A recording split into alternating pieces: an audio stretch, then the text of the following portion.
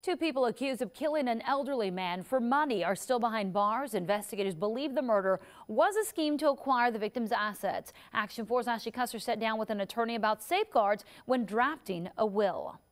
This will is at the center of a capital murder investigation. Hidalgo County Sheriff deputies believe that 96-year-old Martin Nell was murdered out of greed.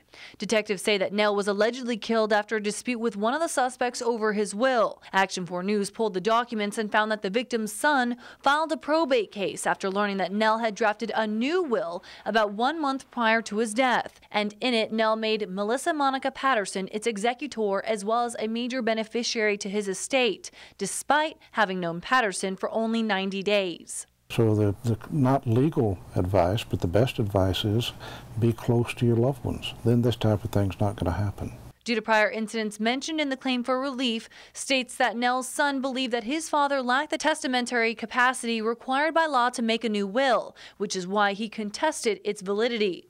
However, attorney John King says there are two requirements when it comes to drafting up a new will: is the person of sound disposing mind and memory, and if they are 18 years or older. There's no driver's license that tells you if a person is of sound disposing mind and memory. So the attorney has to rely on his or her own judgment. If there's any question, then the attorney starts asking questions.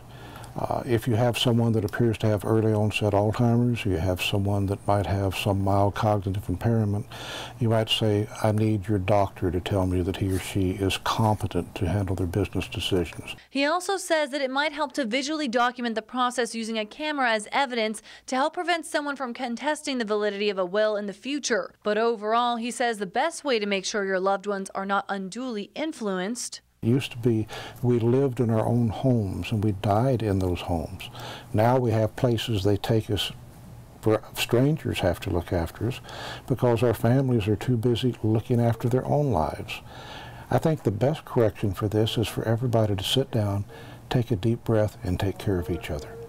In McAllen, Ashley Custer, Action 4 News. Neighbors who knew Nell did not want to speak on camera today. However, they tell us they are completely shocked to hear about the circumstances surrounding his death. They say he was a World War II veteran and a wonderful man who very much loved his wife.